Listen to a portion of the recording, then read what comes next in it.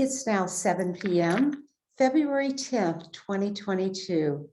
I'm Dean Linda Sheryl Greene of the Michigan State University College of Law, and I'm excited to welcome everyone, 103 people on tonight, to our winter 2022 opening installment of our faculty speaker series.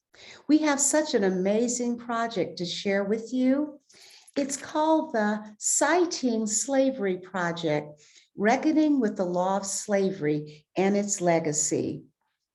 This program features Michigan State University College of Law professor Justin Simard and his Michigan State College of Law student research teams. I have a lot of great opportunities as MSU College of Law Dean, but this is one of my most treasured opportunities. It's the chance to showcase our great faculty and our fantastic students. I'm so pleased to be moderating this conversation about Professor Justin Simard's research project. The Citing Slavery Project explores the manner in which thousands of judicial decisions decided during America's enslavement of Africans from 1619 to 1865 continue to influence American law today. The project, which is just a few years old, has already become a robust resource for scholars, students, family historians, and the general public. This important work not only explores the historical complicity of the legal profession in perpetuating slavery, but also shines a light on the life experiences of African slaves. Those experiences are buried in that slavery case law, and Professor Simard and his team are excavating those experiences and making them visible to us today. We're making this faculty speaker series program available to students who have applied to our College of Law and to students who have accepted our invitation to join us next semester at the college. I hope that some of our prospective students are in this virtual classroom this evening, and if so, welcome to you. Please reach out with any questions that you may have to pose to our speakers. You can place them in the chat and we'll come back to them a little bit later in our program. MSU College of Law is proud to work on the front lines of issues of race, inequality, and the law.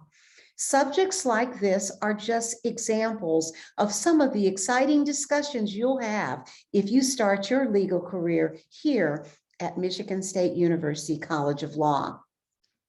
Well, this is such exciting work, and we'll need every minute of our time together to explore this research. Let me provide a brief introduction to our speakers tonight and then hand over the virtual microphone to them. Here's what the Washington Post said recently about Professor Simard. Assistant Professor Justice Simard is, quote, fighting bias with an unlikely weapon, footnotes. Professor Simard's research studies the modern citation of slavery by American judges and lawyers today. His research documents the legal profession's history of legitimizing slavery through its commercial practice. He's written and presented extensively on this topic. He's published in some of the most highly regarded law reviews, including the Stanford Law Review, the Journal of Law and Social Inquiry, the Law and History Review, as well as in the Buffalo Law Review. His work directly inspired a rule in the new edition of what we call the Blue Book. For those of you who aren't lawyers, the Blue Book directs you to the rules that must be used whenever you use any source. As a result of Professor Simard's work, the Blue Book now directs those who cite cases involving an enslaved person as a party to note their enslavement parenthetically in the citation. This change brings visibility to the legal validation of slavery that persists even to this day, buried in our footnotes. Professor Simard comes to us as both a lawyer and a historian, and this unique background accounts for his path-breaking work. He received his BA in history from Rice University. He earned his JD and PhD from the University of Pennsylvania. Before coming to MSU Law, he was a visiting professor at Willamette University College of Law in Salem, Oregon. He also had fellowships at Northwestern University and also the University of Buffalo Baldy School. He joined us mid-pandemic in 2020, and he certainly has made his mark here. He's already an outstanding teacher and community member. And I just want to mention that he has played a leadership role in recruiting the new faculty members who will join us later this year. Thank you so much, Professor Simard. While Professor Simard's energy seems boundless, he thinks the idea of relaxing is going on a 10-mile run in the middle of the morning. He wisely recognized that he can't undertake this project alone. Quite smartly, he assembled a dream team of current MSU law students, some of whom are joining us tonight. Please welcome them with me. We have third-year student Armando Barcina, who majored in history at California State University, Fullerton, and Armando is working on slavery cases from Alabama. We also have third-year student Jessica Holland, who majored in forensic psychology at Tiffin University, and Jessica is working on slavery cases from Texas. Third-year student Clark Johnson majored in political science and history at the University of Connecticut, and he is working on cases from Washington, D.C. Alina Christian, a second-year student, majored in history at the University of Michigan, and Alina is working on cases from South Carolina. Second-year student Hannah Robinson majored in history and government at Abraham Baldwin Agricultural College, and Hannah is working on cases from Mississippi. And last but not least, we have Reed Solt, who majored in political science at the University of Tennessee, and Reed is working on cases from North Carolina. On behalf of the Michigan State University Law community, I'd like to thank Professor Simard, Armando, Jessica, Clark, Alina, Hannah, and Reed for your work and also for being here today. I'd like to turn the presentation now over to the Citing Slavery team led by Professor Simard. Well, thank you very much, Dean Greene, for that really terrific introduction. And thanks to everyone for showing up to this event. It's really exciting that this kind of work is getting the attention that it is. I think it's a good sign for the future of the legal profession. So the editors of the Citing Slavery Project and I appreciate this opportunity to share our work with you, and we look forward to hearing your questions, comments, and advice. Law was critical to the establishment and growth of American slavery. From commerce to criminal law to inheritance, slavery-related disputes made up a significant portion of American dockets in the 19th century. Judges authored thousands of appellate cases on the subject, yet the influence of these cases remains underappreciated. In part, the failure to recognize the full influence of slave cases results from the difficulty of finding them. Getting access to such cases has required sifting through thousands of printed case reports or using expensive legal databases that are basically only available to lawyers and law professors. As a result, the past and continued influence of slave cases remains mostly hidden. The Citing Slavery Project aims to make this legal history of slavery accessible and relevant to students, researchers, and the public. Once completed, our database, available at www.citingslavery.org, will offer open access to thousands of slave cases and give users tools to analyze the influence of those cases on modern law. Today, we're going to first introduce you to that project by discussing the place of the law of slavery in American law. We'll then discuss the harms of the citation of slave cases. And finally, we'll tell you what our project is doing to address those harms and expose the law of slavery to a broader audience. From commerce to criminal law to inheritance, slavery-related disputes made up a significant portion of American dockets. Appellate case reporters contain 10,000 cases concerning enslaved people. Loans secured by enslaved people in just one southern state had the same value as 11% of bank capital in the United States. This was both big legal and economic business. And involvement in slave commerce meant not only ruling on cases involving the enslaved, but in actively participating in the sale of enslaved people. South Carolina's judicial system, for example, dealt with so many cases related to slavery that its frequent sheriff's auctions made it the largest auctioneering firm of enslaved people in that state. American courts also provide the apparatus to secure millions of dollars of loans backed by enslaved people. Yet despite their prevalence, these cases, especially those involving routine legal matters, have received little attention. 19th century judges used their legal expertise to fit slave cases into long-standing legal categories that were shared with Northern lawyers.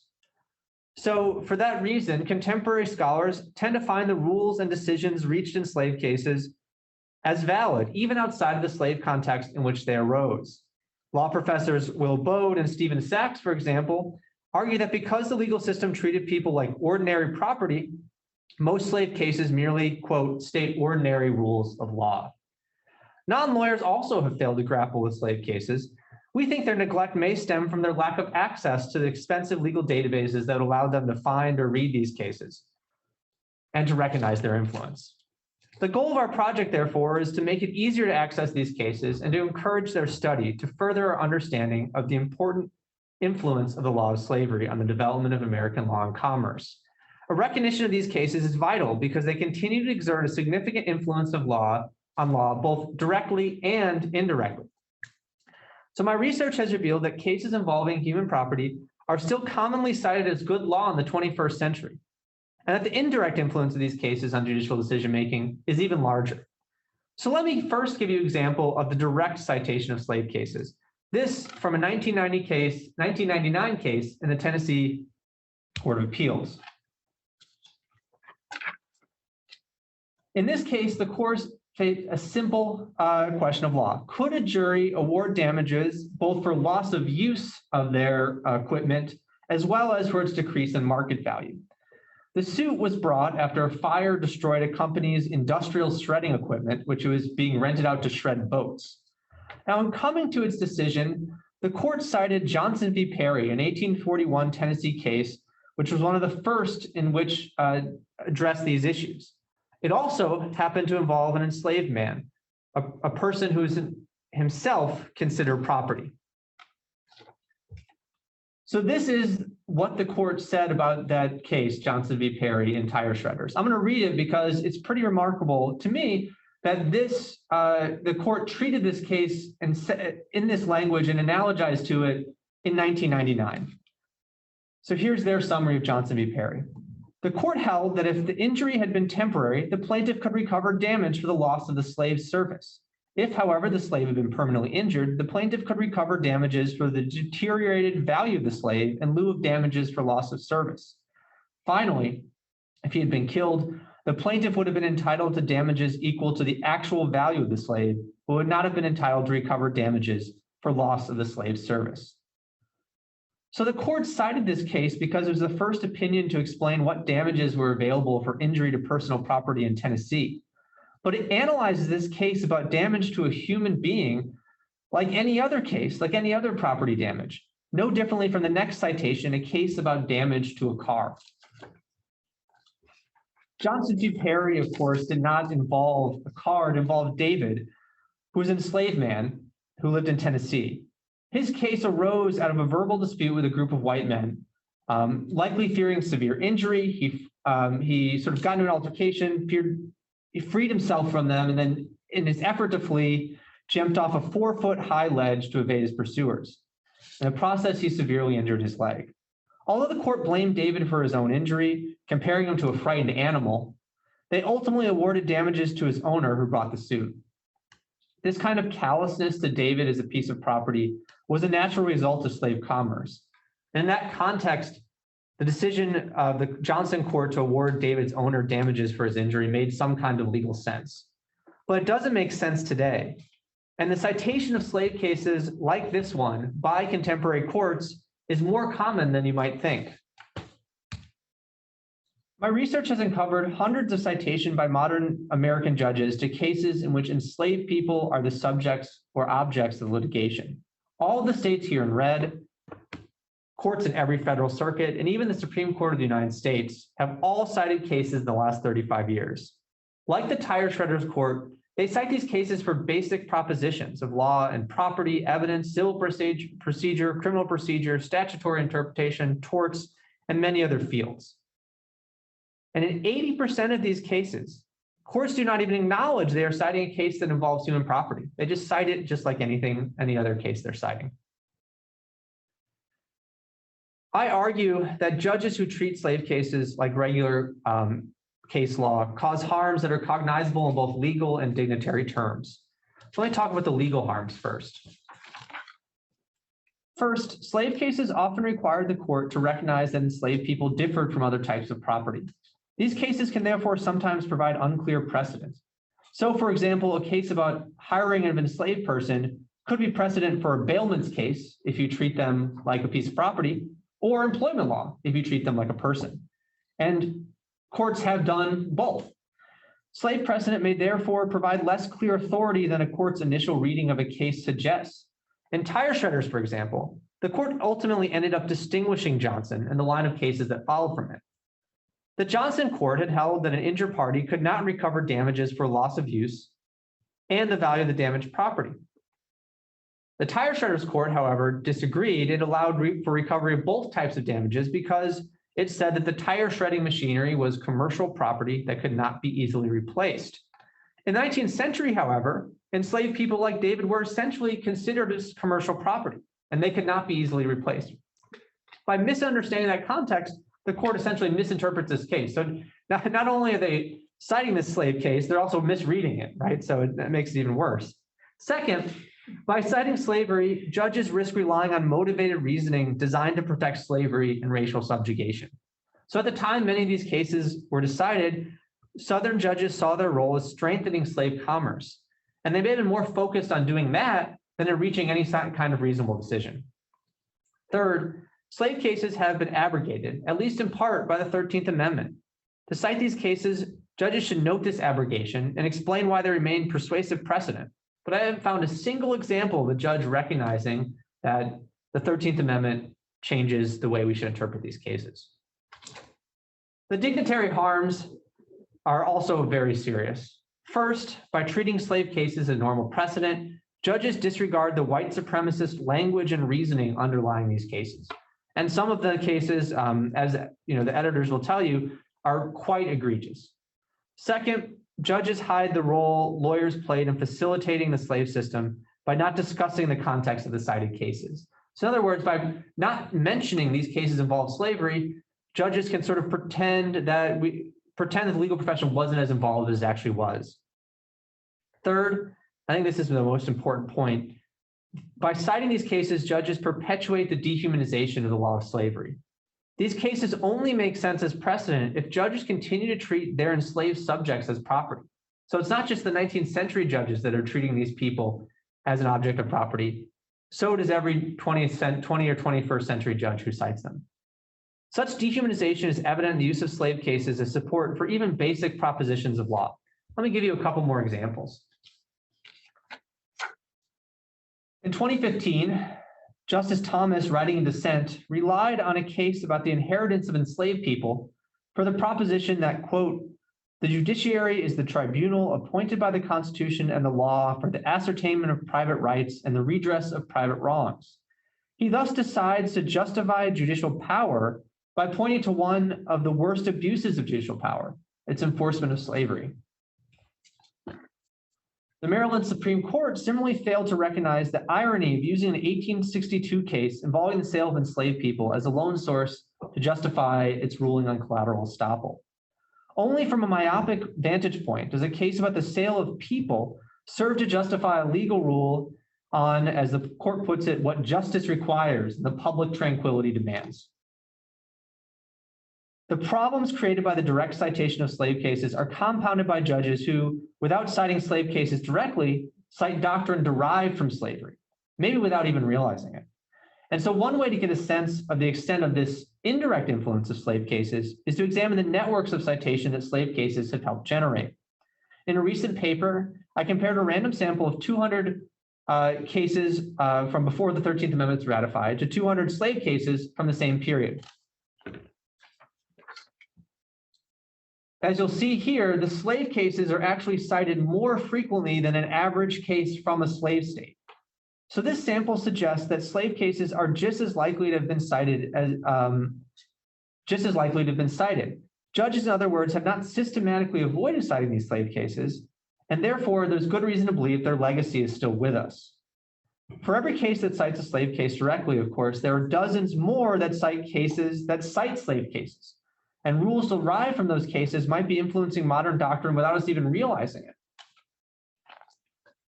It is possible, however, to uncover that influence, and the work we're doing on the Citing Slavery project is an important part of uncovering that. Let me give you an example. Of what this kind of influence looks like. In 1848, Maryland's highest court decided Townsend v. Townsend. In that case, the testator attempted to free enslaved people he owned because he thought that otherwise God would punish him. His son argued, however, that this decision was irrational and therefore should not be enforced. Only an irrational person would think that God would punish you for owning people. The court agreed with him. This is the first case to recognize what came to be known as the insane delusion rule, which allows courts to refuse to enforce provisions of wills it deems to reflect irrational beliefs. The insane delusion rule has since been adopted widely across the United States. The Townsend court's adoption of this rule appears to have been influenced by the case's slave context. So it's not, I argue, a mere coincidence. The slavery led to this case. In the 1840s, many slaveholders and politicians understood manumission, freeing slaves, as a threat to slaveholding. From this perspective, the prospect of freeing enslaved people, like those owned by Townsend, threatened racial hierarchy. Enslavers were particularly afraid of the insurrectionary threat of free Black people. It seems likely that the court's fear of free Black people encouraged it to view Townsend's wishes with suspicion and to look for a way to avoid fulfilling his bequest and bequests like his in the future. Now, in its modern form, commentators have not recognized the roots of the insane delusion rule in slavery. They have, however, recognized its faults. They've criticized the rule for encouraging challengers to a will to exploit a decedent's unpopular beliefs, and for leading fact finders to import their own biases into decision-making. Understanding that this rule was based on slavery and white supremacy helps to explain why it continues to lead to questionable outcomes. And this is just one line of precedent. But remember, there are thousands of slave cases, all of which may have created other important rules. We're going to need a lot more research to figure out what those rules are. However, we can get a better picture of how influential these cases have been by studying the networks that they have created. So take this example of one case's citation network. So at the top, we have the original case, a slave case. It's only cited 3 times, not by any recent cases. However, those 3 cases are cited many more times. You can see the dots on the bottom represent the second generation cases, the cases that cite slave cases. And you can also see the darker the dot, the more recent the case. So as we get further away from the slave case, we see there are a lot of recent cases that are citing doctrine that ultimately is related in some way to the slave case decided in 1856. So that's just one example. This is what the network looks like if you expand it out to look at the entire 200 case sample I took. Here you can see the 200 slave cases on the top layer of this diagram, a much larger set of cases that directly cite them in the second layer, and then on the bottom, an enormous number of dots, an enormous number of cases that are within 2 steps of a slave case. As you can also probably see, the dots get darker in the 3rd generation, meaning that they're closer to the present. These 2nd generation cases, as we call them, are unlikely to mention slavery, but there's a reasonable chance they're influenced by slave cases. And if we extrapolate out from the sample, we get some surprising and I think shocking results. If the cases in my sample are representative, then 13% of all American cases are within 2 steps of a slave case. Much more research is needed to understand the deeper influence of these cases in the over 800,000 cases that are just 2 steps away from a slave case. More examination, I think, will likely uncover many more slave cases like Townsend that have shaped modern law without us even realizing it. The Citing Slavery project is undertaking that work right now. I'll now turn things over to Sam Jones, one of our editors, to introduce you to the project. Sam. Thank you. When our project launched in January 2020, our database included approximately 300 slave cases that have been cited by American courts and published opinions in the last 35 years. Thanks to funding provided by the Michigan State University College of Law and the work of our team of editors, last summer, we were able to expand the site to include more than 2,000 cases from Georgia and Tennessee. We plan to upload another large batch of cases from Alabama, Arkansas, the District of Columbia, Mississippi, and Texas soon. We're also working on Louisiana, South Carolina, and North Carolina. Our goal is to eventually catalog every United States case involving an enslaved person and to give lawyers, educators, and the general public the ability to examine the influence these cases have had on American law. The process of building our database is labor-intensive, but relatively straightforward. We have been using the commercial legal databases Westlaw and LexisNexis to find cases that mention slavery from before 1875. Then we read the cases, looking for those in which an enslaved person was involved, either as the subject of the case or as a piece of property in the dispute. For these cases, we collect identifying information about the case, including the number of times it has been cited. We also record the name of the enslaved and free people when available and include them with our data about the case in a spreadsheet. In addition, we write a short description of the case to give the case some context. The final step is linking the case to Case Law Access Project. CAP, a recent project of the Harvard Law Library, has used scans of reporters and optical character recognition software to provide free access to full text copies of more than 6 million American judicial opinions on their website, http://case.law. To find cases on CAP, we use the search feature on CAP's site and then add each case's unique CAP ID to our spreadsheet. After review, we batch upload our cases to the site. Our goal is to eventually catalog every United States case involving an enslaved person and to give lawyers, educators, and the general public the ability to examine the influence these cases have had on American law. Once a case is added to the site, the Citing Slavery Project provides the information we have collected, including when the case was decided, the location of the decision, information about the case reporter, our brief description of the case, and, if available, the names of the enslaved or freed people involved in the case to use this. Here's an example of what our database looks like using the Johnson v. Perry case we discussed earlier. Our website provides information about the case, where to find it, and a short description. From this page, users of the database can click to view a full text copy of the case on Harvard's Case Law Access Project. Users can either view an electronic text version of the case or access a PDF of the original reporter. Users can either view a digitized version of the case or access a PDF, like is shown here. Using the Case Law Access Project's database allows us to provide our users information about the cases that cite the cases in our database. Thus, they can see that Johnson v. Perry has been cited 10 times, including as recently as 1999 by the Tire Shredders Court. Once we have completed the database, our users will therefore not only be able to study the history of the law of slavery, but also uncover its connections to the present. We hope that many different audiences will find the Citing Slavery Project useful and relevant. We are especially excited to provide a resource to those who do not have access to traditional legal databases like Westlaw and LexisNexis, which are prohibitively expensive and often not available to those outside of law schools. We hope to encourage high school teachers and professors to use the Citing Slavery Project to allow their students to engage with the history of slavery. Family historians are another potential audience for our project, and we are collecting names of the enslaved people in our cases when they are available. We also hope that the database will be useful to scholars studying slavery, the legal thought of the enslaved people, the development of legal doctrine, and legal culture more generally. We are particularly excited about the attention our database could bring to the influence of slavery on private law an area that has tended to receive less attention than freedom suits, fugitive slave cases, and other public law cases.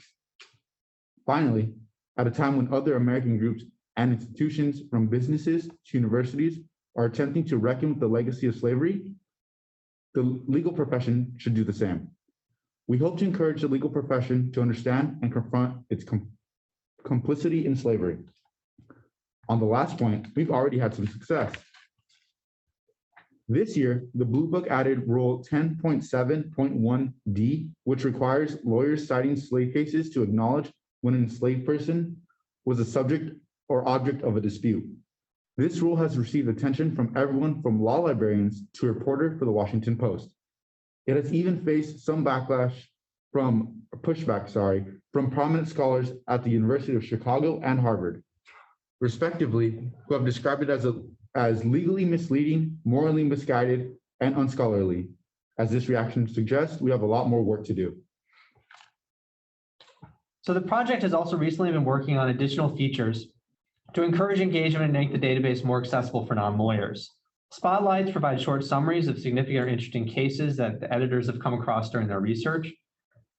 These features draw attention to individual cases and therefore introduce users to the type of case they might find on the site. These spotlights will also be shared on the project's Twitter to help draw attention to enslaved people's stories, and will bolster the project's goal of highlighting the prominence of slave law in modern legal decision-making. Another upcoming feature for the project is a blog page to allow contributors to provide additional context for our cases, highlighting the impact of the case in modern decisions, and offer a forum for discussion on the significance of the cases.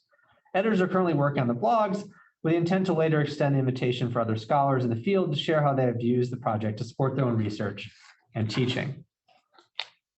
In addition to adding content to the site, we're also working to integrate the Citing Slavery project with existing resources to encourage the use of our data. We plan to integrate our data set with enslaved.org, another MSU-based project, which provides coordinated access to a variety of data sets to provide information about the lives of individual enslaved people. We've also talked to a representative of Hein Online, a more widely accessible legal database, about the possibility of using Hein Online's database of law journals and treatises to allow our users to see not only when cases have been cited by judges, but also by scholars. And I can say that our early experiments with this are very promising and show, I think will show some very interesting and surprising results. Now, of course, this project could not happen without the dedicated team of editors here. And I want to turn it over to a few of them to discuss their experiences on the project. Clark, you want to start us off? So my experience with this project primarily starts with how easy it was for me to buy into it, given how simple the premise is. The experiment of chronicling and synthesizing these cases is important in and of itself because of the names and experiences it begins to put to the scale that it puts to the enterprise of slavery in the United States, as well as the legacy. Even if a lot of these cases do eventually have sound property law implications, it is still important to note that and to teach that that this law has vast underpinnings that originate in the purchase, sale, and forced alienation of other human beings' labor. Another key facet is the core hypocrisy behind some of these opinions. One opinion I read denounced the ability for the enslaved and the masters to contract to prevent remitting a plaintiff's freedom. The irony, of course, being that plenty of people were able to voluntarily contract into slavery or indentured servitude throughout the existence of the institution. The context that this project affords to our greater legal system and consequently our government is imperative to understanding the changes that need to be made to rectify the injustices of our legal system and government and that the government presided over. Thank you. Yes. So this project has already shown up in our everyday classroom here at Michigan State University College of Law. When I was taking Trust and Estates last semester, there was a case, In Re Will of Moses from 1969 that we had to read regarding undue influence. Now, in this case, in our textbook, it cited Croft v. Alder. And I thought to myself, that sounds very familiar. So I did what every good law student does, and I Googled the case. Now, in this case, one of the very first things that popped up was the Citing Slavery project. And I was like, oh, interesting. It appears it sounds familiar because I've already accessed it before. Now, Croft v. Adler is a case that was decided completely on Meek v. Perry.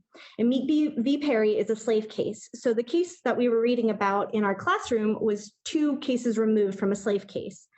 Now, in Croft v. Adler in our textbook, all it states is that it was decided completely off of Meek v. Perry. And in the case, in the court, in Croft, they said, Meek v. Perry is perhaps the leading case. It involved a will by a ward, leaving a substantial amount of property to her guardian. The court held that the presumption of invalidity applies to wills as well as deeds. Now, if you look at Meek v. Perry on our website and you can access the entire case itself, you see that the substantial property at issue were all enslaved people.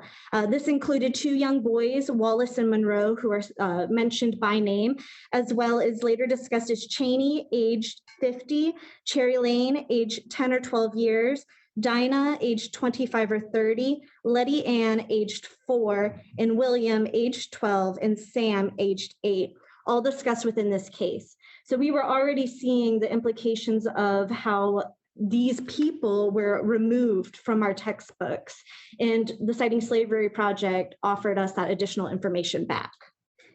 Thanks, Jess. Hannah? So there were 2 things about this project that have stood out to me as I have been working on the Mississippi cases.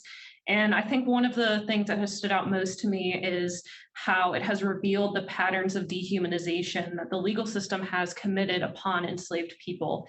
In particular, I have discovered just how much dehumanization took place as it related to enslaved women. Over and over again, as I have researched the Mississippi cases, I have encountered cases where an enslaved woman was sexually assaulted by a white man. And while the white man was being sued, it was not for her rape, but it was instead because he damaged another person's property. And many times these women were not even named in the cases. They were left nameless and faceless. And these cases revealed a larger pattern of abuses that were faced by enslaved women who the law considered unable to actually be raped. And it's not only incredibly eye-opening to how the law upheld slavery, but how it upheld the racist foundations upon which the legal system was built and justified. The other thing that has stood out to me is how this research that we're doing about the law of slavery can be applied to racism across all areas of law. I came to law school because I'm interested in immigration law. And as I've taken what I've learned from working on this research project into my studies, it's become much easier to see how much of immigration law is founded in stereotypes and white supremacist ideals about non-white immigrants to our country. And as we've seen over the last several years, those ideals about immigration haven't gone away with the passage of time. And it's become increasingly clear that we can't begin to make changes in the immigration system without first acknowledging why it exists within this framework in the first place. Another example that many law students may already be familiar with is a case that we learn about in our first year of law school in our property class, Johnson v. McIntosh.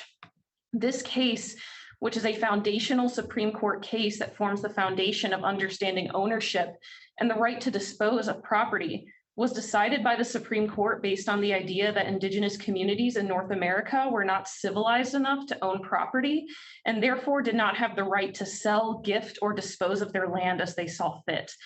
So when we study this case in looking at it in the framework of what we're doing in the Citing Slavery Project, we are seeing how racism is being reinforced in all areas of law across systems like slavery, the genocide of Native American peoples, and even how we treat immigrants to this country. Thanks, Hannah. Ilona?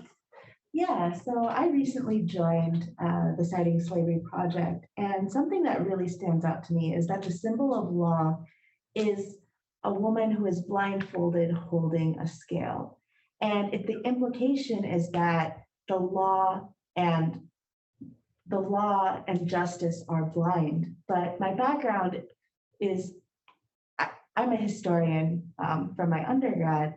And as a historian, I'm sure all of us know it, is that social, political, and frankly, human rights abuses such as slavery, genocide, and forced removal of people are weaved into this country's social, political, and legal fabric.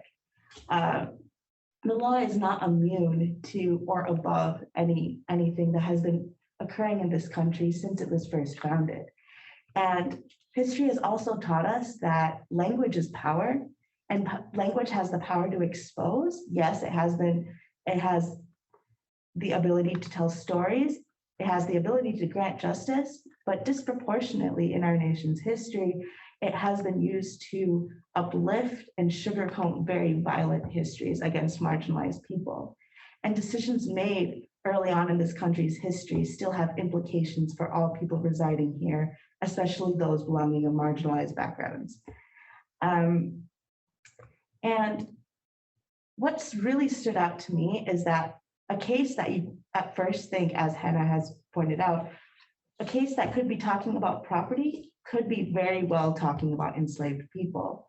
And language and the power of law in this country has dehumanized large groups of people repeatedly. And legal language and these cases still being cited sugarcoats the implications that decisions about enslaved people have on this country's current legal fabric.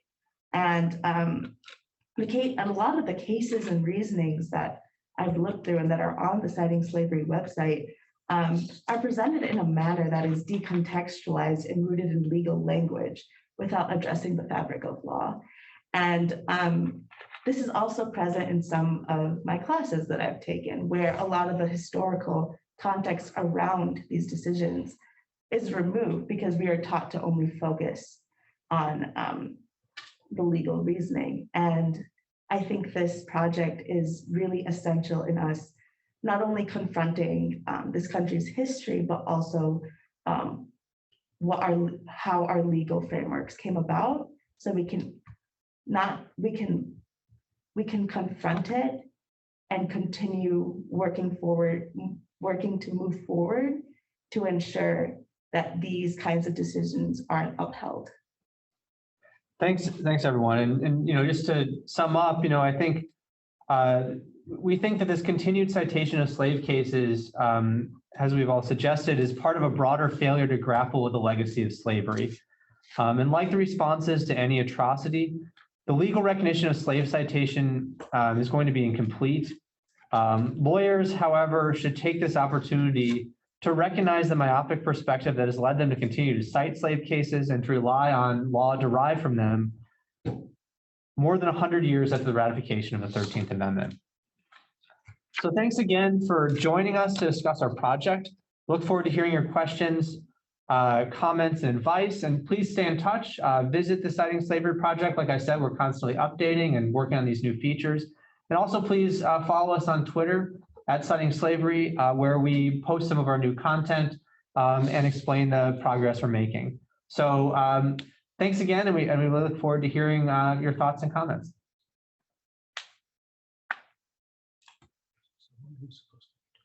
Sure. This has been such an amazing discussion. Professor Simard, you are empowering our students. I think a great legal career requires constant curiosity. Your students are going to be amazing lawyers and leaders. They are truly finding their own voice and agency. What an opportunity to be a part of your research team. I think that we will probably have an uptick in our acceptances solely on the basis of this program. Thank you. We did solicit some questions in advance. I'll focus on those questions, and then we'll turn to any that you've placed in the chat. Professor Simard, your work connects historical research on race to issues that we are confronting today about the erasure of past racial harms. What role do you see for history in addressing systemic racial inequality today? And I'll pose the questions to Professor Simard, but certainly feel free to identify a member of your team to answer if you choose. Yeah, thank you for that question. I mean, I think Ilona has already done a great job of starting to answer that question. To think about, I think one of the things that's great about history is that at some level it's based in fact, right? So people can say, oh, that's just politics, or you're making me do this thing I don't like. But at the end of the day, it's hard to argue with a database of 10,000 cases that show the extent to which the law shaped and was shaped by racist reasoning. And so I think that's really what's so great about history, is that we can show and demonstrate that this is not all in someone's imagination, that the law was actually deeply, deeply involved and continues to be deeply involved in racism and white supremacy. And so I think that's one of the things that's really, for me, I hope will be useful for this project, is that someone can teach this in a high school and say, look, this is, here's all the evidence, why don't, there's no reason to doubt that this is actually incredibly influential and shaped our law. And then we can start thinking about how do we address that. I don't know if anyone else had anything to add on that point. All right, sounds like we tend to agree on the citing slavery. Sure, and I just want to mention that over 3 decades ago, Judge Leon Higginbotham wrote a book, In the Matter of Color, in which he documented the role of law in the formation and maintenance of slavery before the Declaration of Independence. And it's very interesting that now you are taking the next step by showing how those cases through 1865 continue to affect American law. Why did you choose to pursue this project with MSU law students? Typically, a historian would draw on history graduate students, or maybe postdoctoral students who've already received a PhD in history as a member of the team. So why did you choose to pursue this project with MSU law students, and what have they brought to this project? It's a great question. And like you said at the outset, there's no way I could have done this project without them. I'm extremely grateful for all the work they've done. Well, now, almost everyone on the project, and this is also an advertisement for people to come to MSU, they took my class on the law of slavery. And, in that class, we grappled with so many of these issues. We read a lot of secondary sources, and I was constantly impressed with the insights they offered and with the way they brought fresh perspectives to the reading. So these are, classic articles and chapters that I had read and talked about a lot with a lot of different people. And I was constantly amazed in my seminar how they saw stuff that was different. They saw it from a different perspective. And so that's really, that fresh perspective is very, very helpful. I mean, also, law students also know how to work really hard. And, this work, like Sam said, is not always, it's hard work. You have to read these cases. You have to try to understand what they're saying. They're using legal training is helpful, but as I talked to them, early on, it only helps so much because the law that you're learning today is the language is very different in 1805. And they've shown us an incredible ability to learn that law, to figure it out, to become experts in their states and on the law of their subjects. And one of the most fun things for me is we have these update meetings weekly when we're working on the project.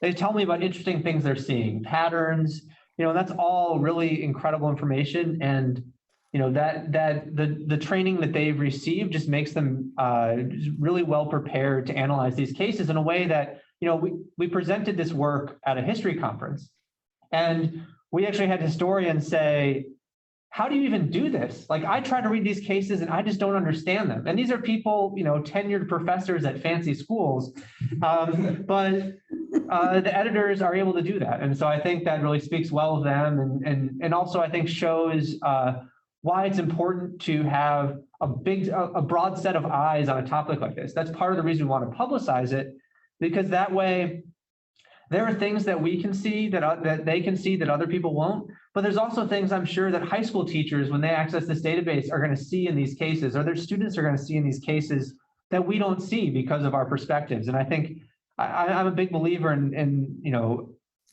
a diverse group providing different perspectives and really helping us see the world differently and better. And I think that's one of the great things about having them work on this project. Fantastic. Well, I wonder, how has the work on this project with your team of students changed the way that you think about teaching in a law school? Has your experience affected your thinking about how we teach law school classes? Where do you think such a course could fit best in the law school curriculum? And if I might ask the heretical question, should it be a first-year class? Should an opportunity for students to be involved in a research team be a feature in a first-year class? Well, we could do an informal poll here, if people, but I'm pretty sure we have a little bias here. I mean, I think as Jess, Hannah, and Ilana all pointed out, this kind of research is vital to understanding not just history, but also modern doctrine.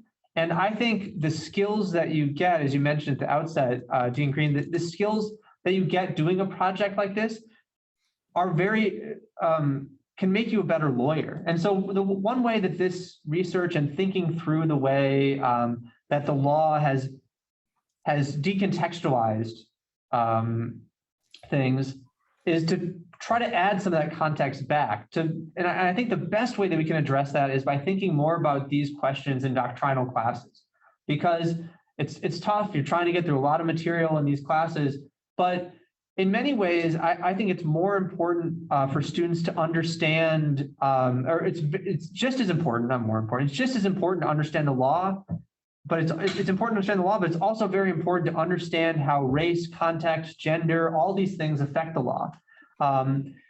And that can make you a more effective advocate too, because at the end of the day, when you go out and graduate from MSU, you're going to be working with real clients, real people who have common context, right? So people who have a race and a gender and a perspective and a socioeconomic status. And I think those are all vital skills that people can have. And I think a class that talks about this stuff, I think, we can't do too much of it. I think we should have it in doctrinal classes, and we should have classes on their own to give people a chance to talk about this. And so my professional responsibility class, for example, we devote a lot of time to talking about how race and gender, class, all sorts of things affect lawyering. And I think, some people would say, oh, that's not what you normally talk about in that class, but I think it makes it a more useful class because it deals with a lot of these issues that matter, from day to day. I don't know if anyone else if you guys had any thoughts about where this would fit into the curriculum. Yeah, I believe that this would be incredibly important.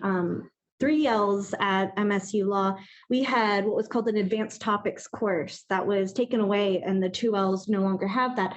I feel that this type of scholarship would be perfect to be given as that course instead.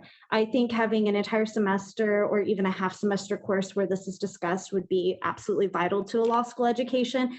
And I think MSU Law could really make some headway there by being one of the first schools to offer something like this.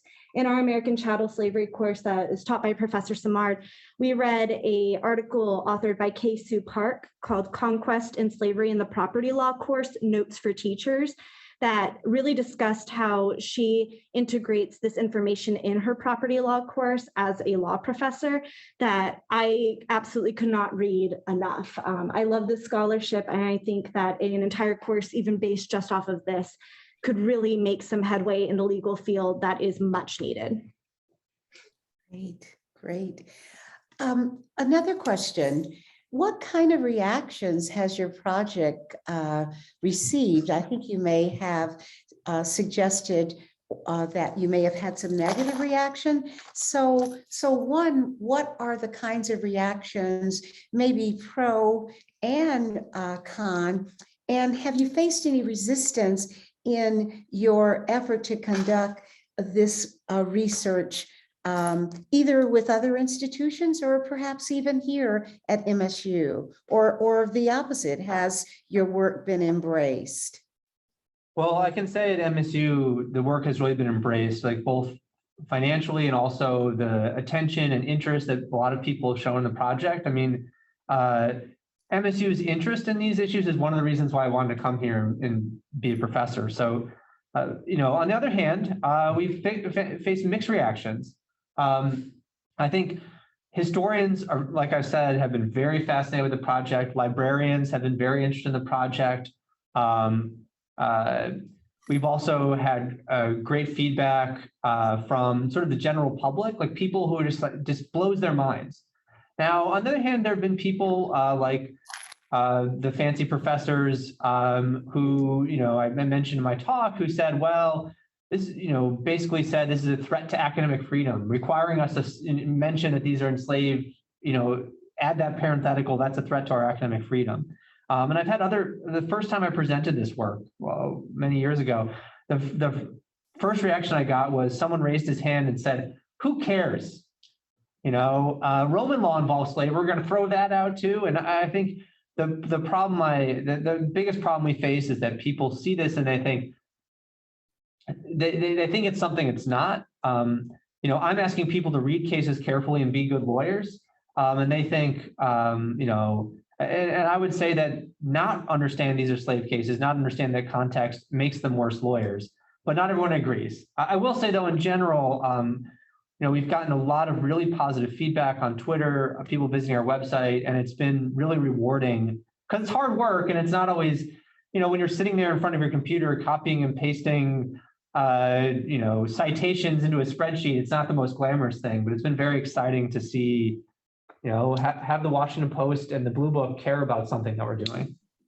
Well, there are many traditions that are included in American law, but we are very much a common law jurisdiction in which we are constantly sifting through cases and deciding what weight they ought to have in a current context.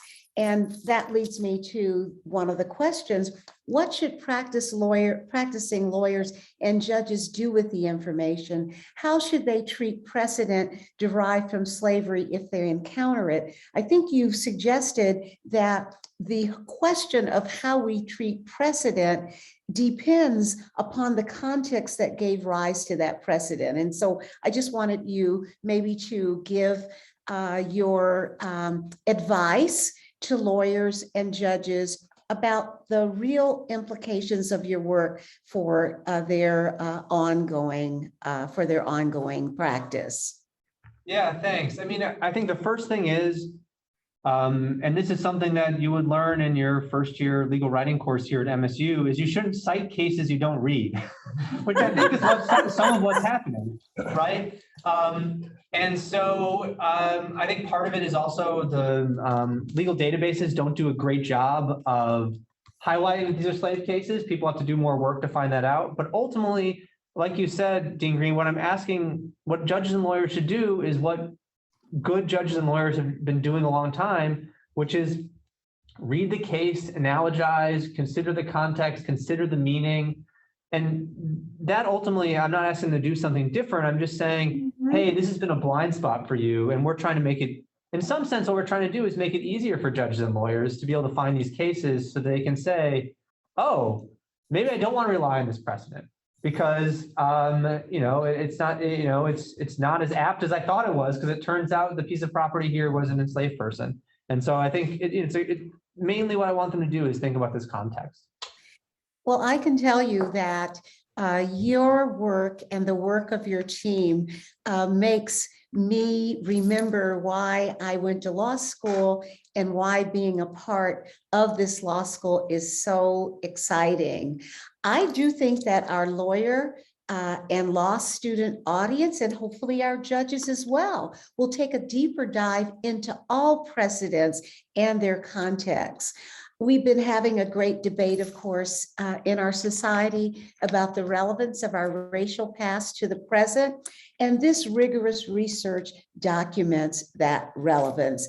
And it's going to encourage us to investigate the manner in which our legal past affects our present law. And I just want to just give you and your team a great hand for not only this presentation, but for inspiring us to dig more deeply into the law that plays such a critical role in our lives.